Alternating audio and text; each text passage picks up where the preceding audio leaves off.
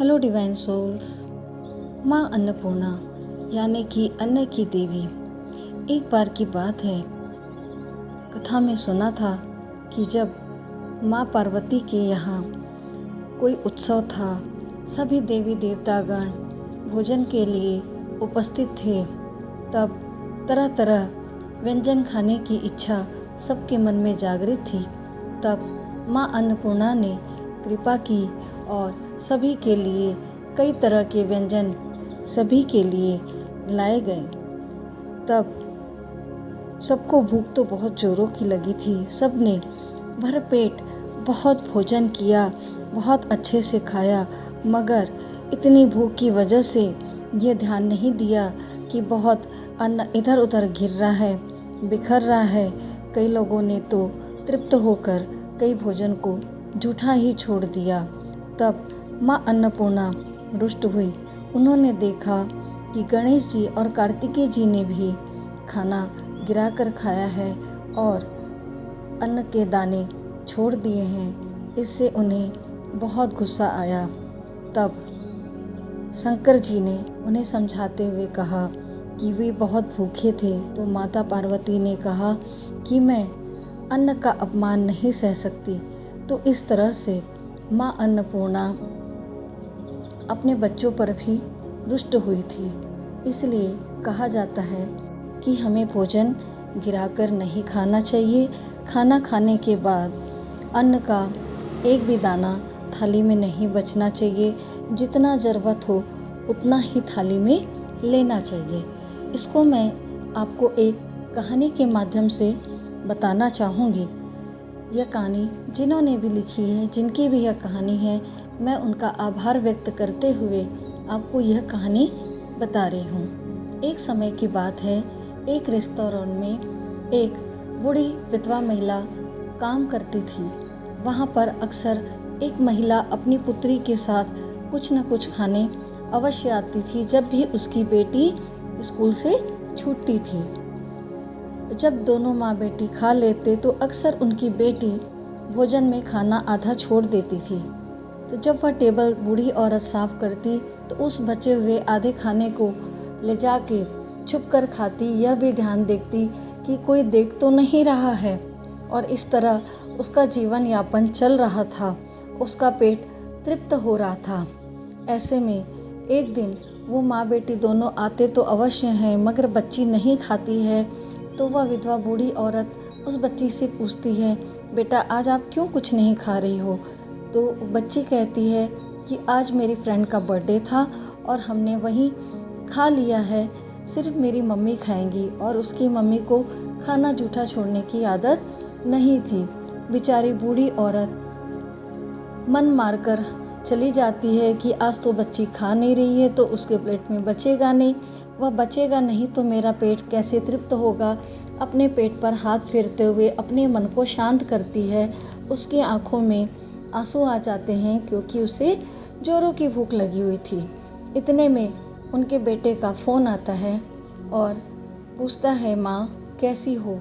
तो वह कहती है, बहुत अच्छी हूँ बेटा। तो पूछता है, माँ तुमने खाना खाया? तो कहती है, हाँ बेटा, आज तो यहाँ पर पार्टी का आयोजन था। मैंने बहुत ही खाया, इतना खा लिया कि मुझसे बोला नहीं जा रहा है। मैं तुमसे बात नहीं कर पा रही हूँ। ये बताओ, जो मैंने तुम्हें पैसे भेजे थे उससे तुम्हारी फ़ीस जमा हुई कि नहीं? तुम अच्छे से पढ़ रहे हो कि नहीं? तो बेटे ने कहा हाँ। और माँ कहती है, अच्छा बेटा, अभी बहुत सारा काम है, पार्टी ख़त्म हुई है, मैं तुमसे बाद में बात करती हूँ। ऐसा कहकर वो फ़ोन कट कर देती है और रोने लगती है। ये सारी प्रक्रिया वह छोटी बच्ची देखती है और दूसरे दिन जब वह होटल में आती है तो उस बूढ़ी औरत को भी कहती है, आप भी हमारे साथ खाने बैठिए। तो वो कहती है, नहीं नहीं बेटा, मैं तो इस रेस्टोरेंट में काम करती हूँ, तुम्हारे बराबर बैठ के कैसे खा सकती हूँ? तो कहती है, मैंने आपसे ज़िंदगी में जो सीखा है उसके लिए आप हकदार हैं मेरे साथ बैठकर खाने के लिए। तो वह विधवा बूढ़ी औरत सोच में पड़ जाती है कि मैंने इस बच्ची को ऐसा क्या सिखाया। तब वह बच्ची कहती है, मैंने कई बार देखा है, जब भी मैं थाली में आधा खाना छोड़ देती थी, आप छुप छुप कर उस जूठे खाने को खाती थी। और जब आपके बेटे ने पूछा, उस दिन तो आपको खाना मेरा मिला ही नहीं था, फिर भी आपने अपने बेटे से कहा कि होटल में पार्टी थी और मैंने खूब खाया। तो यह सब जब मैंने देखा तो मुझे समझ में आया कि उस अन्न की कीमत क्या है। अगर मैं आधा खाना नहीं छोड़ती तो शायद आप खाती ही नहीं। मैं आधा खाना छोड़ती हूँ तो अब आपका पेट भरता है। मतलब हमारा खाना जो बर्बाद करना होता है वो किसी की पेट की शांति को कर सकता है, किसी की आत्मा को तृप्त कर सकता है। तो हमें खाना उतना ही लेना चाहिए जितनी हमें ज़रूरत हो। आधा छोड़ दें और वो फेंकने में जाए तो वह किसी के काम नहीं आता है। तो उस आधे खाने से आप अपने पेट की तृप्ति को शांत करती थी। जब आपको खाना नहीं मिला तो आप उस भूख से व्याकुल थी। ये भी मैंने आपकी तड़प को देखा था। तब उस बच्ची की माँ कहती है, आपको ऐसी क्या परेशानी है कि इतने बड़े रेस्टोरेंट में होते हुए भी आप मेरी बच्ची का जूठा खाना खाती थी। तब वो कहती है, मुझे यहाँ जो भी तनख्वाह मिलती है मैं पूरा अपने बच्चे की पढ़ाई में लगा देती हूँ। मेरे बच्चे के जीवन यापन के लिए वो पैसा भेज देती हूँ, तो मेरे खाने के लिए पैसा नहीं बचता है। इसीलिए आप लोग रोज़ जब इस होटल में खाने आते तो मैं खुश हो जाती, क्योंकि यह बच्ची रोज़ आधा खाना छोड़ देती थी और उस खाने को मैं छुपकर खा लिया करती थी। तो दोस्तों, इस कहानी से हमें ये सीख मिलती है कि कभी भी हमें अन्न अपने थाली में जूठा नहीं छोड़ना चाहिए। इससे किसी और का पेट भी भर सकता है। उतना भोजन ही लीजिए जितनी आवश्यकता है, जिससे माँ अन्नपूर्णा की भी कृपा आपको प्राप्त हो। माँ अन्नपूर्णा आप पर रुष्ट ना हो। आप जानते हैं आपके लिए भोजन कैसे आता है। आपके लिए सिर्फ भोजन वह होता है जो आपकी माँ ने, बहन ने, भाभी ने, बेटी ने या किसी और ने बनाया है। किंतु उस एक भोजन के पीछे कितने लोगों की मेहनत लगी हुई है। एक उदाहरण के तौर पे हम चावल ही लेते हैं, तो चावल आपको क्या लगता है सिर्फ उबाल के पका दिया गया?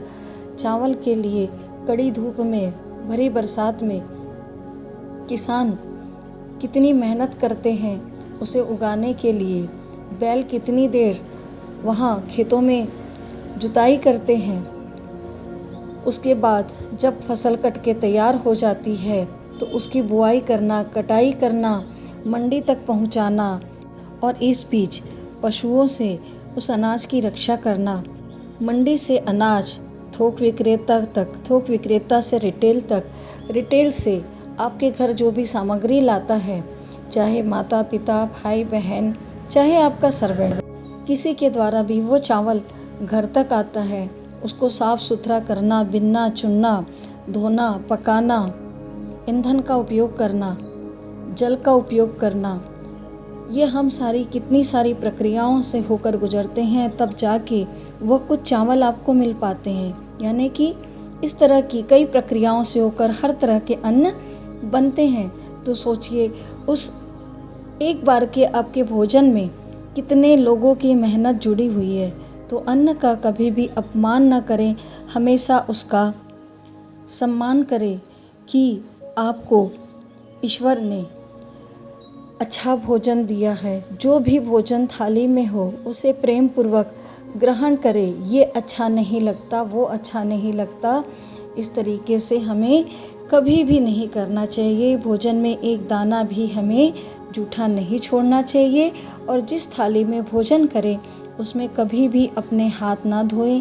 भोजन ग्रहण करने के पूर्व ईश्वर का धन्यवाद करें, उसे बनाने वालों का धन्यवाद करें और भोजन करने के पश्चात भी ईश्वर का धन्यवाद कीजिए कि आपको आज बहुत ही अच्छा भोजन मिला। मैंने जो भी इस वीडियो में कहा है उसे सिर्फ कहानी मत समझिएगा और जब भी भोजन करिएगा तो सोचिएगा कि ये अन्न के पीछे कितने लोगों की मेहनत जुड़ी हुई है और उन सब का धन्यवाद करते हुए भोजन करिए। और जूठा बिल्कुल भी मत छोड़िए। अगर एक्स्ट्रा है तो कोई भूखा हो उसको खिला दीजिए, उसकी आत्मा की तृप्ति से जो दुआ आपके लिए निकलेगी उससे आपकी ज़िंदगी संवरने लगेगी। अतः न अन्न बनाने वाले का अपमान करें, न अन्न का अपमान करें। इससे आप पर हमेशा माँ अन्नपूर्णा की कृपा बनी रहेगी। मैं उम्मीद करती हूँ ये सारी जानकारी आपको अच्छी लगी होगी। वीडियो के अंत तक बने रहने के लिए आप सभी का बहुत बहुत धन्यवाद। माँ अन्नपूर्णा की कृपा आप सभी पर बनी रहे। आपका आशीर्वाद और साथ यूं ही मुझ पर बनाए रखे।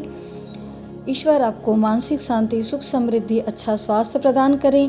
मिलते हैं बहुत जल्द एक नए वीडियो के साथ। Thank you everyone, take care, God bless you.